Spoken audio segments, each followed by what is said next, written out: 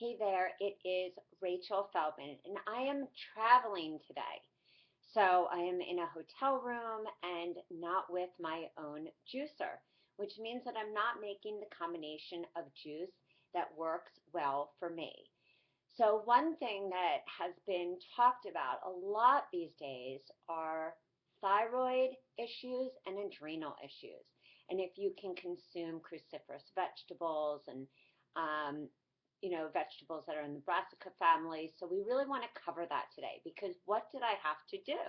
I had to go buy a green juice at Whole Foods, one that was made. This is Suja, and it has a lot of vegetables that I don't typically eat or consume in my juice. So one thing that I wanted to talk about, and this is an extension of last week when I talked about our thyroid, is we can consume these great vegetables when we are not deficient in iodine. So two sources of iodine that you can consume. Number one, you can of course eat iodine-rich foods, shrimp, is one of my favorite. Make sure that it's from a good source and you're not getting it from contaminated waters. Number two is you can add kelp, which is a wonderful source of iodine, and also all sea vegetables. And the third, which I've traveled with, just in case, is iodine.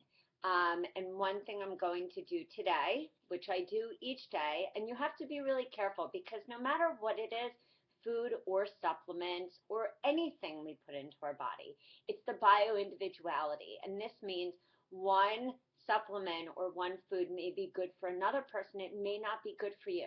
So you really want to work with a professional, and you really also want to be in tune to your body. For me, I know that consuming one drop of iodine works really well for my thyroid and to boost and to be able to consume these nutrient dense kind of foods that have sulfur that really support healthy detoxification, and that so many people find that their thyroid can't handle it, their adrenals.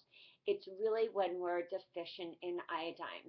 We also want to make sure that we are supporting our body, of course, as I said, with seaweed, with other kind of natural sources of iodine. For a lot of people, they can't use, this kind of iodine because maybe they're allergic to shellfish. You can also do a test on your wrist where you actually put a little iodine. You can even buy this at a CVS or a Walgreens. That wouldn't be one that you want to consume, but you put it on your wrist, and if you see it goes away within 24 hours, then you know you're deficient. And again, just bear in mind, this has not been approved by the FDA. Everything I'm saying is by experience only. So if you have Graves or Hashimoto's, or if you go between hyper or hypothyroidism, then you really want to see what works for your individual body. And we don't always want to just do as suggested on a bottle. It was suggested to me by a naturopath to take 7 drops, and that really messed up my body. So it took me time to really figure out what works for me, and that's what I want to encourage you to do today. So as I had to go out and buy a juice that has some other vegetables such as spinach and collard greens and chard and some other of those really sulfur-rich vegetables, which we do need and want in our body, we have to make sure that we can properly digest them. So this is the tip for how to beat the thyroid madness that is going on and how to not give up your fabulous greens and get them into your body. So again, if you want to look for more information on my site about detoxification, healthy adrenals, healthy thyroid, and trust me, been there, done that, because my own story, if you read about it, was about digestive distress. And most people with digestive distress have some level of adrenal and thyroid issues, liver, gallbladder. You need all of those organs to work in a harmonious and beautiful way.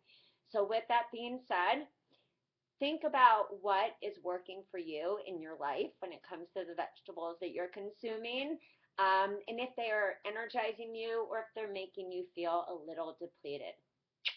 With love, and again, always You are your best health advocate. You know your body better than anybody. Even any test out there, anything. They're all essential and important, but at the end of the day, you know what works because you're either energized or you're depleted. You either feel inflamed or you feel not inflamed. And that is the whole point. We don't want to feel inflamed. So thank you so much, and I look forward to talking to you again.